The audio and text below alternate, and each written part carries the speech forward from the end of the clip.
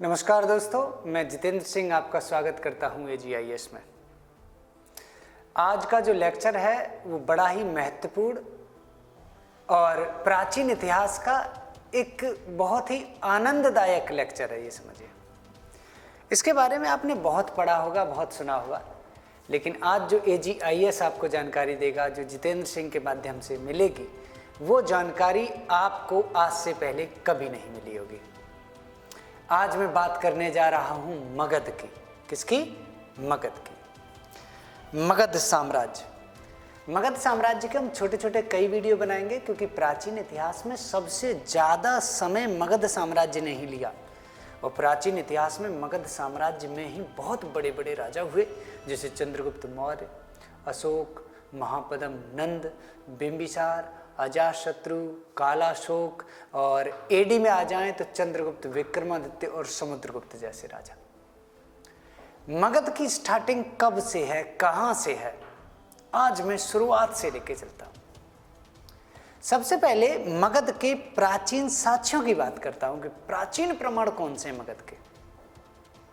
तो साक्ष्यों में सबसे पहला साक्ष्य अथर्ववेद में मिलता है। मगध का सबसे प्राचीनतम साक्ष्य या सबसे पुराना प्रमाण, एविडेंस, अथर्ववेद में है। अथर्ववेद में मगध को कीकट नाम की जगह से संबोधित किया गया है। तो मगध का एक नाम कीकट भी है अथर्ववेद के अनुसार। इसके अलावा पुराणों में, वायु पुराण और भविष्य पुराण में भी हमें मगध के प्रद्योत वंश की जानकारी मिलती है। पहली बार सुन रहे होंगे आप, बहुत सारे बच्चे, कि प्रद्योत वंश भी मगध में था। चलिए सब कुछ बताएंगे आज हम आपको। तो वायु पुराण और भविष्य पुराण में, पुराणों के अलावा, पहले अथर्ववेद हो गया, फिर पुराण है। पुराणों के अलावा हमें जानकारी महाभारत में भी मगध से मिलती है, क्योंकि महाभारत के युद्ध में भी मगध के महाराज सहदेव लड़े थे, जो पांडवों की तरफ से उन्होंने युद्ध किया था। तो ये प्राचीनतम साक्ष्य रहे। तो साक्ष्यों में अथर्ववेद, पुराण, वायु पुराण, भविष्य पुराण और महाभारत। इसके अलावा बौद्ध और जैन ग्रंथों में भी हमें मगध का उल्लेख मिलता है। मगध की शुरुआत करते हैं। तो हमने साक्ष्य की बात कर ली है, अब बात करते हैं स्थापना की। कौन होगा मगध का पहला राजा, किसने बनाया होगा मगध? वैसे तो सही प्रमाण अगर देखा जाए तो कहते हैं कि बृहद्रथ नाम का राजा ही मगध का संस्थापक था। मगध आज के बिहार क्षेत्र में था। पटना गया का क्षेत्र था ये। मगध के उत्तर में गंगा नदी बहती थी। अगर मगध के भौगोलिक विस्तार की बात की जाए एकदम शुरुआत में, तो मगध के उत्तर में गंगा नदी, मगध के दक्षिण में विंध्याचल पर्वत, मगध के पूर्व में चंपा नदी और मगध के पश्चिम में सोन नदी थी। मगध 3 तरफ से नदियों से घिरा हुआ क्षेत्र था, इसीलिए भूमि बहुत उपजाऊ थी और पानी की कमी नहीं थी, सिंचाई अच्छी हो सकती थी। मगध के दक्षिण में विंध्याचल पर्वत था। ज्योग्राफिकल कंडीशन में देखा जाए या ज्योग्राफिकल पॉइंट ऑफ व्यू से, भौगोलिक स्थिति के हिसाब से देखा जाए, तो ये सुरक्षात्मक दृष्टि से भी बहुत अच्छा है, क्योंकि 3 तरफ से नदियां, एक तरफ से पर्वत, कोई राजा अटैक करने की सोचेगा नहीं, क्योंकि आधी सेना तो नदियां ही बहा ले जाएंगी। उस समय नदियों में से नहरें नहीं निकली थी, तो नदियों के बहाव बहुत तेज होते थे। एक तो कृषि, दूसरा सुरक्षा की दृष्टि से, और तीसरा वहां पर निकलने वाली धातु, लोह अयस्क।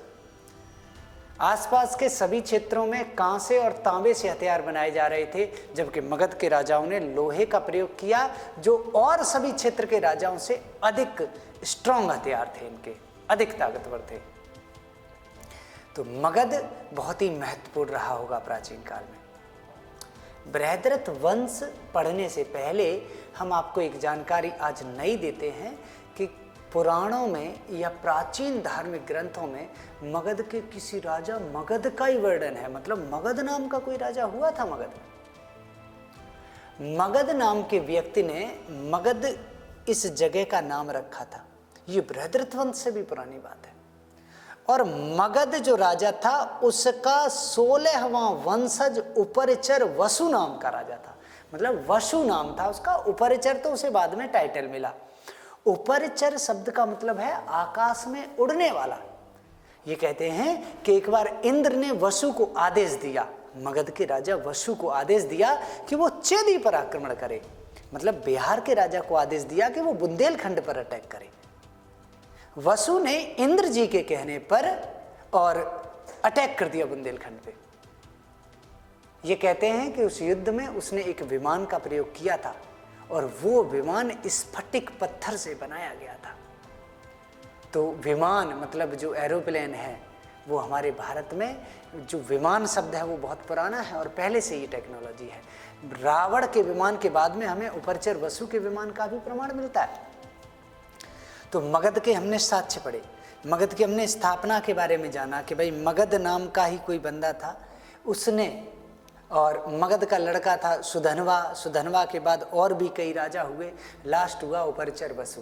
उपरचर वसु का ही पुत्र था बृहद्रथ, और बृहद्रथ ने फाइनली या फिर बृहद्रथ ने ही फाइनली मगध में दक्षिण में गिरिब्रज नाम का एक शहर बसाकर इस क्षेत्र को मगध नाम दिया बढ़िया तरीके से, और उसने वहीं पर रहकर शासन किया।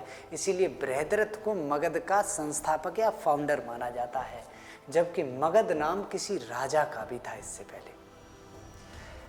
उपरचर वसु बृहद्रथ उसी बृहद्रथ के पिता हैं जिसने मगध की स्थापना की है, गंगा, सोन, चंपा और विंध्य पर्वत के बीच में। ठीक है।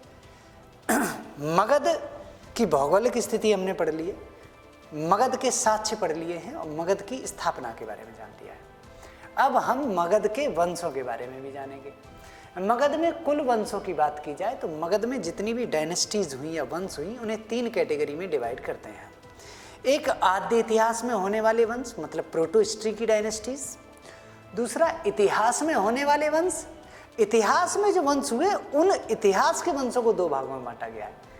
पहला BC बिफोर क्राइस्ट वाले वंश और दूसरा AD वाले। AD में मतलब नीचे से ही आते हैं, AD या ईस्वी में जो वंश हुआ तो एक ही वंश हुआ था जिसे द्वितीय मगध साम्राज्य या सेकंड मगध एम्पायर कहा जाता है, और वो था गुप्ता डायनेस्टी। तो सबसे लास्ट में हुआ था गुप्ता डायनेस्टी।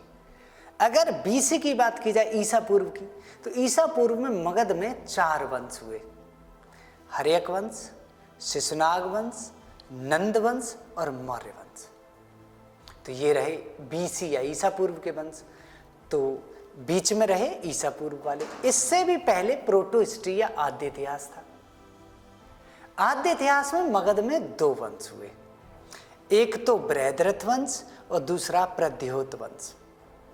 बृहद्रथ वंश के संस्थापक महाराज बृहद्रथ थे और बृहद्रथ वंश के अंतिम राजा का नाम था रिपुंजय।